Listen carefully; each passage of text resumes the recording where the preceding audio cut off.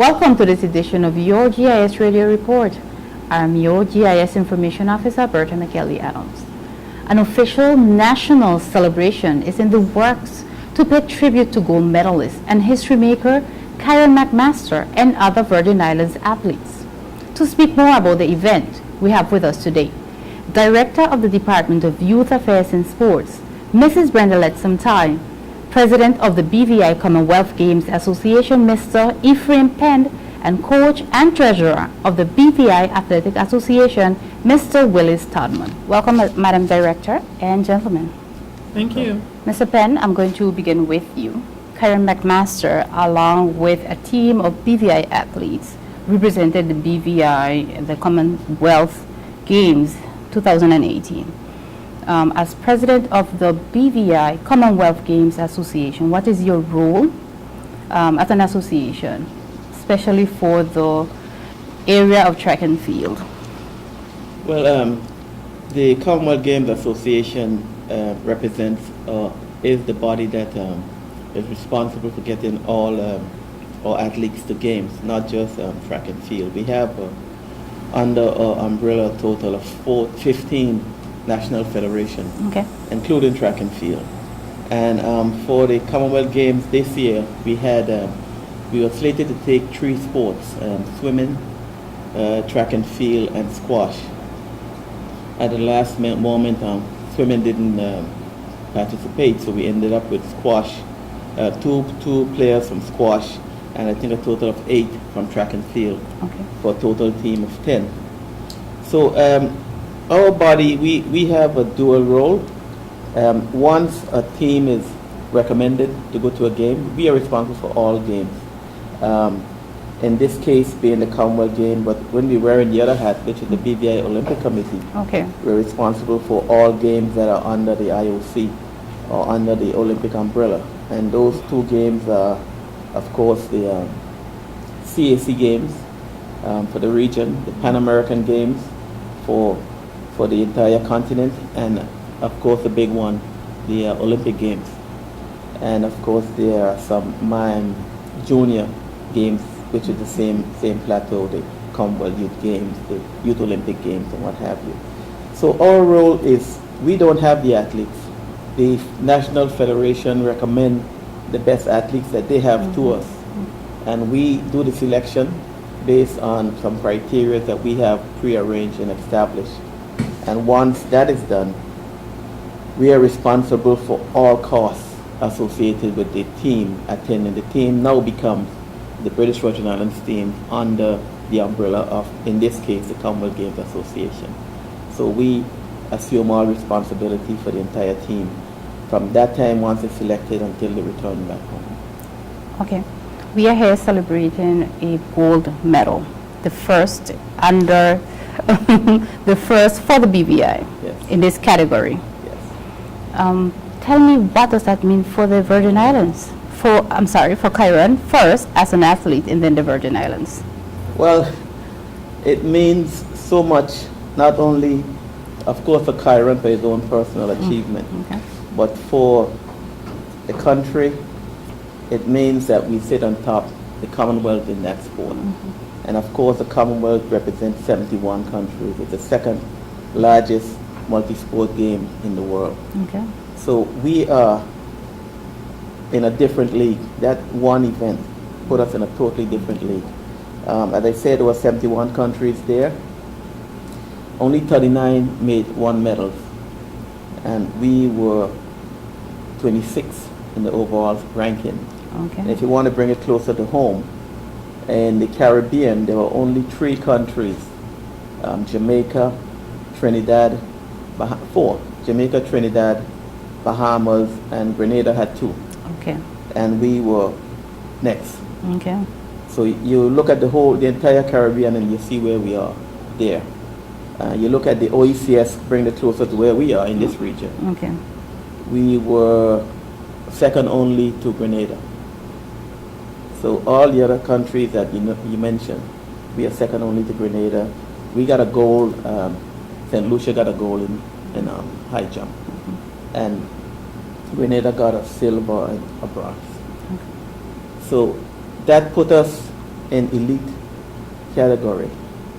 And, you know, while we were at the game, you'd forget where you are in the scheme of things, and you're there, and all of a sudden you saw just after the event, all manner of person coming and shaking your hand and congratulating you, Okay. and saying great things about your country and what have you. Definitely. And so it's a special feeling. It's one that, you know, it's a once in a lifetime thing. Okay. You know, it's not going to happen again. And you cherish it because it means so much, and not only for the games, but I think for the country as a whole. And that was one of our goals when we planned to go to the Commonwealth Games after the devastation of 2017. We have Willis here with us, one of the top coach in the Virgin Islands, and you know, you looked at what happened at the grounds right over there. You look at the devastation, you look at everything else, and you wondered, well, can we continue? And Willis got a crew of his athletes, and they went out there and started cleaning up the field for them to practice. Kids just volunteered to do things Okay. to get the country back on its foot. So we as a administration now had to definitely recommit to seeing what all we can do to further what they have started. So we made all the contacts, and of course the international body helped us a lot. And we always had in our mind that the Commonwealth Games was going to make a statement to the world that the British Virgin Islands, although we were down, we were not out, we were going to come back. Okay. And we're here now speaking to that because it definitely made a statement and a bold one.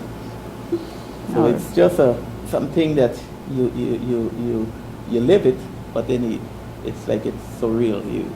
We didn't expect this kind of result, and the Definitely. country at home rallied around us also. It was so amazing that you know, we got special messages even before the events from the minister, Okay. Honorable Myron, telling us the country is behind you. Do your best, no matter what happens. You have our support. And the night, I remember the night before the event, the final, I was feeling a bit nervous because not knowing what's going to happen. And I got a text from Honorable Myron, and he said, I think tomorrow we'll be proud. The country will shine. And I said, well, I hope so. and it happened. Okay.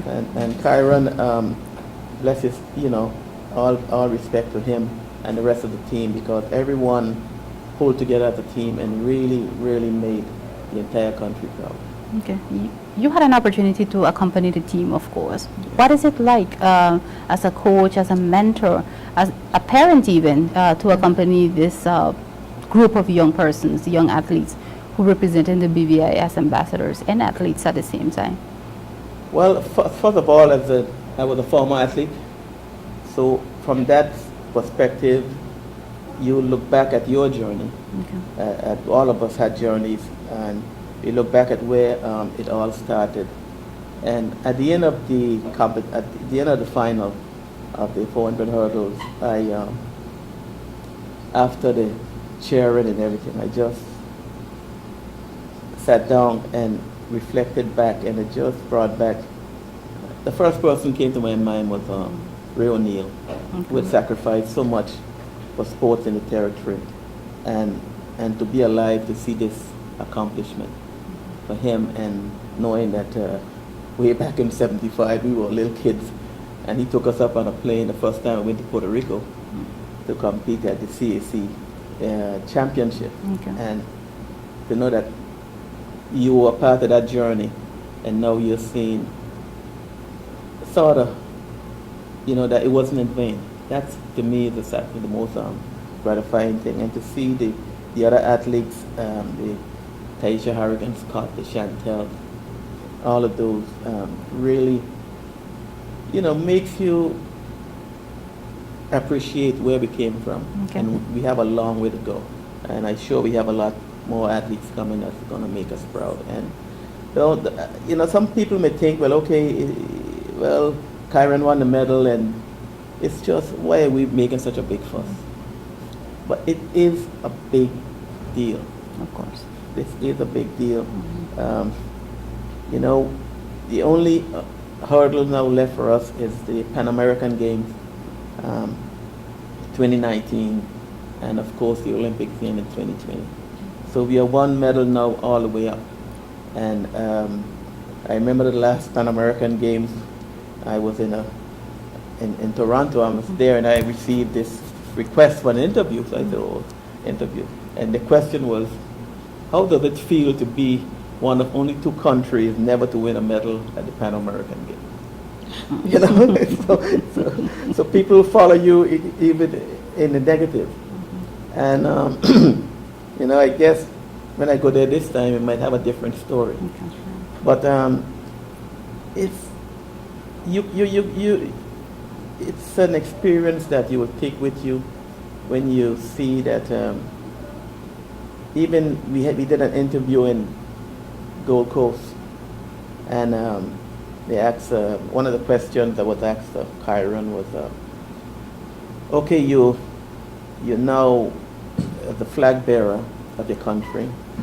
What does that mean to you? He said, well, at first I just saw it as I was carrying a flag. But when I walked into the stadium and I got the reaction from the public, it just charged my whole body up and gave me the courage that I have to do something special for these people because they gave me so much appreciation. And all of our athletes felt not only to do something special for themselves, but they felt that an obligation to do something special for the country, to lift the spirits of the person at home up. And I think they did that, and I am extremely proud to be a part of that experience. And it's something that, you never forget. Okay. Mr. Penn, I want to know, and I'm certain that everybody wants to know, what it felt like to see Kyron cross the finish line first at that time. You were there firsthand. Tell us, what was that feeling like? Well, it was twofold. When he ran the semifinals, and I had a big flag, just like this one here, in my bag, and so Dr. Pickering was there with us, and he said, well, where's your flag? I said, well, my flag is in my bag. This is the semifinal. He said, oh, you got to take it out. I said, no, I'm not taking it out. So we had a little flag, we waved the little flag. Okay. Because, we went through the 2017 World Championship, where we had high expectations, and you know what happened? The disqualification. And I didn't want to get too excited. Okay. I tried my best to stay calm and not get excited about the whole thing. Said, oh, it's just another race. Okay. So it comes the final, and the stadium was packed. The Jamaicans were over there, we were here, and usually the Caribbean usually get together when they have at these games. And of course the Jamaicans were telling us stuff and we were telling them stuff. And so when the race started, the guy from Jamaica was ahead for the first quarter or so of the race, and we were a bit nervous. And then but at the coming off the home stretch, we all lost it because we couldn't believe that what was happening in front of our eyes, and it keep getting far and far apart. Okay. And then we knew it was a reality, and the place just went crazy. Okay. And you can't explain it. You get caught up in the emotion of the crowd, everything else, and you just get caught up the same way. And all your friends come and congratulate the country. And one of the moments there after the race, and they had the anthem song and the presentation of the medal. We were there standing and happy and stuff, and then here's Prince Edward coming over looking for us. Oh. So that one race put us in a totally different league. Definitely. As I said before, and the country has a lot to be proud of, and to see that it's such a small country and to achieve so much in a sport competing against the best in the world, it says a lot to not only Kyron and his family, but to the entire character of the athletes. And I can't say more. I mean, it's just an experience that you have to be part of it to understand. And we encourage as much as our leaders as possible to try to attend the games and give support to the athletes when they're competing, because they're out there and they need that support. And it's a good thing that we had Dr. Pickering there. I think he nearly got arrested for the noise he was making. They said, "Well, this guy is out of control." Mm-hmm. So he was, it just puts you in a different zone to see your country do something so spectacular, and to see a flag raised in a big stadium like that and be at the top. It's something, it's special. Okay. And that is why winning the gold medal is a big deal. It's a huge for those deal. who don't understand, who don't get a picture yet. It's a huge deal. Yes. I mean, the Commonwealth is the second largest multi-sport game in the world. Okay. It has 71 countries. The only one bigger is the Olympics with 206 or so countries involved. So it is a huge deal. And the competition, in fact, the commentator said, it's the lineup for the 400. He said it's the kind of lineup that make your hair and your head stand up, because the competitors were no joke. He didn't just go in and win a cheap medal. That he earned every bit of it, because those were international persons he was competing against, and as everyone could see how far the distance was. Convincing. Definitely. Madam Director, Yes. this brings me to you. I'm certain that a few seconds after we were already here in the BVI, we were already planning what's next. How are we going to celebrate this grand event? Tell us. I understand that there is something going on. Tell us about that. Yes, well, just to let the public know that the National Sports Policy, which Mr. Penn liaised with us, he was a major part of helping get that developed. It was developed in 2014, and that document guides the government of the Virgin Islands' response to sports development in the territory, period. And a part of that policy, it speaks to athletes being recognized for their significant performances in their sport. Okay. Now, we've had recognition ceremonies before down at the Central Administration Complex, but we have to, as Mr. Penn said, understand the significance of what has just happened with Kyron and the Commonwealth team in Gold Coast. Kyron and Chantel Malone were both finalists in their events. However, we know that Kyron has given us the very first medal, Okay. Yes. and that being a gold medal at the Commonwealth Games. And it goes without saying that such a historic milestone begs for significant celebration. Okay. Explain significant. What is planned? What do we have planned for this event? Well, the first thing I did, the minister called me right away and said, "Mrs. Tai, we have to celebrate this win." Okay. So the first thing I did was reach out to Mr. Penn, who was still in Gold Coast as the Commonwealth Games president. And then I reached out to the BVI Athletic Association, seeing that Kyron came up through the ranks of the BVIAA, and gathered together a team from the Premier's office and other persons who would be instrumental in helping us plan. At that point, we were just thinking, okay, what can we do that would be different, that wouldn't be the norm, that would really have a youthful feeling to it, okay, to celebrate this momentous occasion. Okay. And we've come up with 3 events. Kyron is coming home. He took a while, but he had obligations. Okay. And we have confirmed he will be coming home on the 14th, Thursday the 14th of June. Okay. And he will be with us until Sunday the 17th of June. And the day he comes home, we are planning a grand motorcade. Now, we know we are Virgin Islanders, and we know the minute Kyron lands on Tortola, somebody's going to call somebody and say he's here. And the next thing you know, everybody will be in Beef Island getting ready to start that motorcade. So we decided to make it a grand motorcade, invite the public to participate. He will be coming in the evening. There will be a closed press conference just before the motorcade. and the public is invited to come. The motorcade will lead from the TB Leadsom International Airport, and it will end at the Central Administration Complex. At that time, the public will have a very brief opportunity to interact with Kyron, but we must bear in mind he's been traveling all day, and he must get his rest at the end of that day before we have the big celebrations, which will happen the next day. On Friday, we have 2 events planned. The first one being a parade. We thought it fitting that we can have, and it's a sports parade. We want all the sporting organizations and federations, I said that right, and associations to come out, and we especially want the track clubs, all the various track clubs in the territory to come out and show their pride and be recognized. They're all in it together. As he said, he has 15 or 16? 15 federations and organizations that are registered as sports organizations in the territory.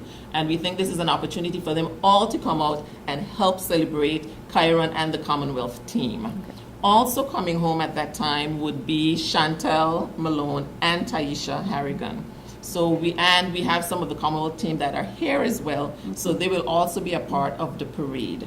And then the parade will leave the A.O. Shirley grounds sharp 2 p.m. sharp to go along the Waterfront Drive to Central Administration Drive to the Tortola Pier Park, where at 2:30 we plan to have a grand celebration ceremony.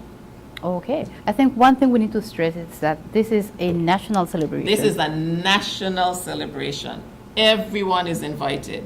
Everyone from Adigana to Yusuf Dyke is invited. Of our we want communities. you all there to come and celebrate, because this it's a milestone for Kyron, as we said. We cannot, that was his accomplishment, but it's also a milestone for our the territory. What other athletes are you expected to honor during that time?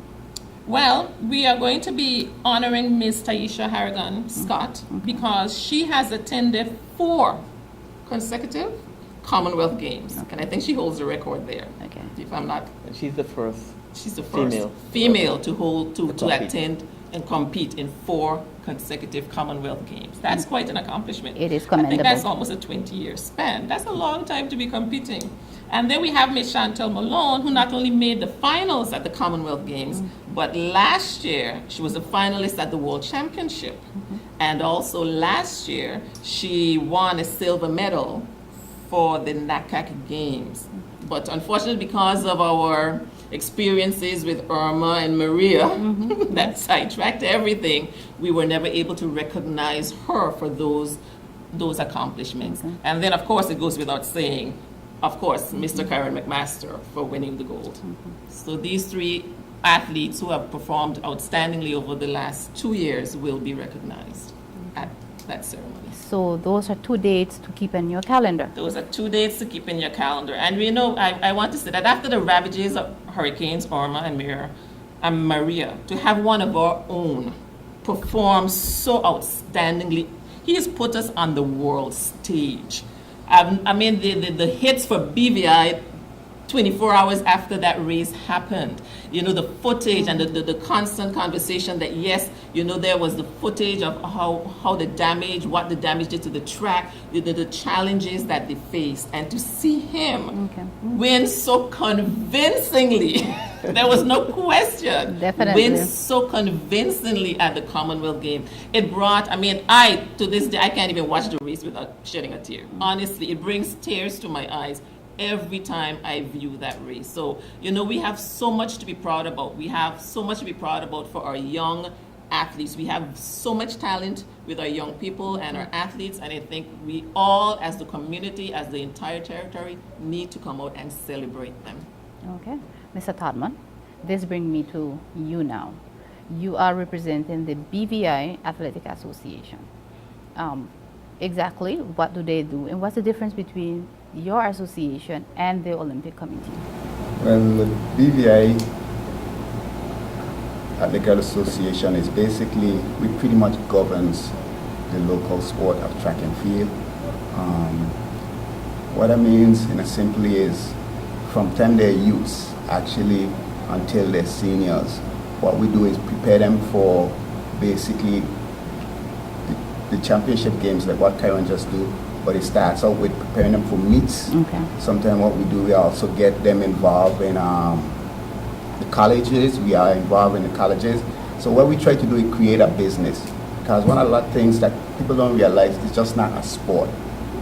A lot of times it's a business right now, and Okay. Mr. Penn could tell you that on the level that you go to the Olympic game, for example, it's not just for that 2 weeks you're there. It's not just basically sport. That's where people get together, make connection for the next for a lifetime. So with the kids, from the youth kids, what we try to do is we try to create a program. So what happened is, like Mr. Penn, Mr. O'Neill started back in the day with Mr. Penn, Mr. Dean went away, correct? And of course, then you had people like Keita Klein, Taisha Hurricane. Here comes Kyron McMaster now, which of course been the highlight of all this over the years, everything that we have done. Also Taisha. So what we try to get the kids to do is idolize them, and hopefully the sport will continue to grow. But the BVI Athletic Association take pride in basically not just the championship, but we also take pride in getting them ready along with the help from the Olympic Committee. They do a very good job in assisting us. We prepare the athletes, and like he said, they provide the funding, because to get to that level, it takes a lot of finance. Definitely. You just don't get up and just go to these games, and that's where the Olympic Committee comes in and really assists. Without them right now, I don't know where we actually would be. So Mr. Penn, thank you so much. Thank you. Thank And, you. and of course, this would be the fact that Kyron 1 is an example to our young athletes. They can see that this is not a dream. My neighbor, my compatriot, Kyron Adams, if he did it, I can do it as well. So, of course, he's now inspiration for the young generation. Well, good thing about Kyron too, he's basically a team player, and he reaches out to all athletes on his level, like for example, Nella, Huggins, Taraka Moses, and he motivates them. I don't want to be the only one here in the next 4 years. And they get together, and he sends to the younger ones as well. This is where you need to go. He also reaches out saying, like, he has extra pair of shoes from Puma. Okay. He might ask them for extra pair of shoes. He send them to the kids. Okay. So everybody out there right now, we are sponsored by Puma. But before we got the sponsor, Kyron came down and sent out. So now the kids are like huddling, the younger ones especially. Of course, he's going to give his huddle people the first choice. But they're all wearing Puma. Okay. So he encouraged a lot on where we want to be. And he has that vision. That vision started with Coach Samuel. It's sad to say that at the World Championship, after he got disqualified, we didn't get down for too long, but we started planning where we want to see the BVI in the next 8 years to come, and especially in Tokyo. And Kyron sat down there with Mr. Samuel and myself, and he gave ideas of what we should do as coaches and association to make sure that the younger ones coming up also in the next 8 years could be right there along with him. Beautiful. Definitely. Which brings me to my next question. This question goes for either one of you, a gentleman. If you can explain and clarify for us, what is the hierarchy of the different games? Okay, if I may take a shot at it, in international sports, the highest level is as far as organization go, is the IOC, the International Olympic Committee. Okay. And under the International Olympic Committee, you have what you call international federations. They're known as IF. And from the IF comes down the national, from the IOC, it's the National Olympic Committees of the countries. And you have international federations that govern national federations. So to bring it home, we, the British Virgin Islands Olympic Committee and the British Virgin Islands Commonwealth Games Association, they report as the Olympic Committee to the IOC, International Olympic Committee. and at the Commonwealth Games Association to the Commonwealth Games Federation that governs those sports. For the BVI Athletic Association, the governing body is the IAAF, the International Association of Athletic Federations. That governs track and field. So the BVIAA head body is the IAAF. What that means, all the programs that are run locally, they get funding from the IF, which is the IAAF. All the championships are governed by the IAAF. So you go to the, like last year we had the World Championship. It was the IAAF World Championship. You will have NACAC, that Chantel won the medal. That's the one for the region here from USA, from Canada down to Argentina. All those countries are covered by that one. So when it comes to national championships or to championships, it's the international federations. When it comes to games, then you come back to the Olympic Committee. Okay. So the national federation will compete at a championship, and they will have to get their funding or assistance from the Olympic Committee to go to that championship. Like say Mr. Willis, Mr. Todman would like to take a team to the this year to the NACAC championship, which is governed by the IAAF. They will come to us and say, look, we are taking a team, so can you assist? We can assist. Yes, we can, and so that goes. But now we are saying, okay, we, as the Olympic Committee, is taking a team to the CAC Games. All of that funding will be done by the Olympic Committee because it's a multi-sport game. Just as I said, and the multi-sport games that are in the world right now that we are responsible for, as I said, at the senior level, is the Summer Olympic Games, the Winter Olympic Games, and surprisingly we have been there twice.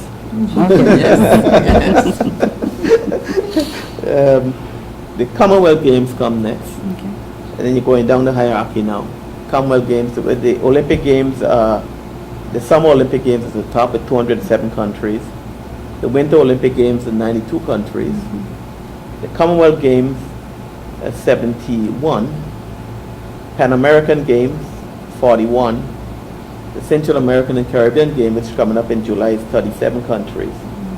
And those are the senior. So that's the hierarchy.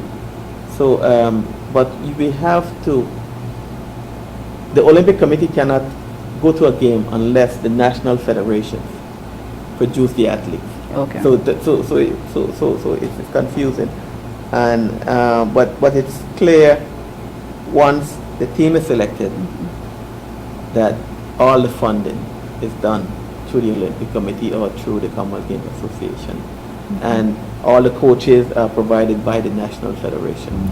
So in fact, that leads me to, I think we need to just cover all who went to this year's Commonwealth Games, so you'll see that the sports we had in athletics, Ashley Kelly, of course, Mr. Padman athlete, coach her right up. Okay. Chantel Malone, Eldred Hendry, the throws.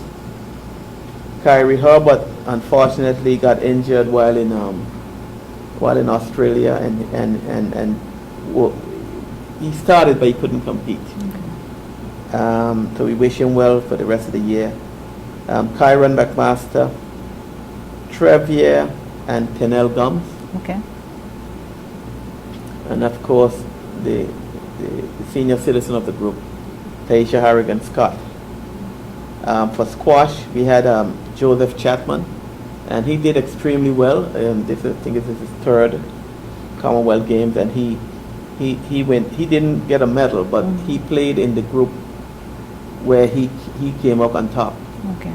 Of the second tier group, which is a great accomplishment for us there too, because the game was played in the center court, and only a few, when you're playing the center court, it's all glass, everybody could see you, and you're there. So he was playing against a guy from Cayman who was rated higher than him.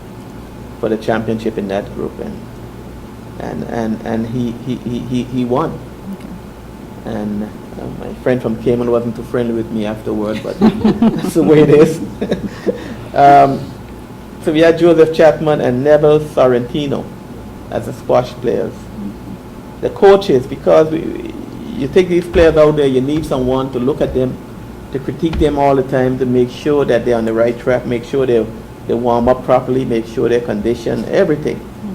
They're the eyes and do everything for them while they're there. Winston Potter was the track and field coach. They had Joey Scott. Omar Jones was the field coach. It was all for the track and field players. And we had Dwight Phillips, another specialist coach. And of course, for squash, Adam Morella. So when these athletes reach a certain level, they don't just go to a game and they're there walking around. They have specialized coaches there. They call them in the game, in the business, personal coaches. So they walk with their personal coaches. And so we have to cater for that because we want our athletes to feel as comfortable as possible. We don't want them to be there, oh, I don't know what I did wrong and I got to make a phone call to my coach and you mean I'll get them on the phone. We want the coach right there every moment critiquing what they're doing. We also, the chef de mission was Mark Chapman. He had a special physio. We walked with our own physio. Mark Latimore. We had an attaché, Julie Ann Pearson. She was a resident of the BVI, now relocated to, now living in Australia. Press officer was Sophia Fay. So we had a full package. Okay. And as Mr. Todman said, it's now, you cannot go anywhere without this kind of group. You can't just send an athlete out there on their own. You have to have this package. And even now, toying with the idea of having a sports psychologist with the team on some occasion. So it's a full package. It's a business now, and Kyron is in a different level, different league. And there are certain things that are expected of us to do, and we will have to just step up to the plate and do certain things at this level. Okay. This brings me to the end of this interview. I want to thank you, Mr. President of the BVI Commonwealth Games Association and Director for the Department of Youth Affairs and Sports, Mrs. Brenda Letsontai, and Mr. Todman, Willis Todman. You are the Treasurer and Coach of the BVI Athletic Association. I want to thank you once again. Thank you. Thank you. Thanks for having us. For the Department of Information and Public Relations and the Ministry of Education and Culture, I have been your host, Berta McKelly Adams. In keeping up with the latest news, remember to visit the government website at bvi.gov.vg/news and follow us on Facebook, YouTube, or Twitter at BVI Government, your official source of government information.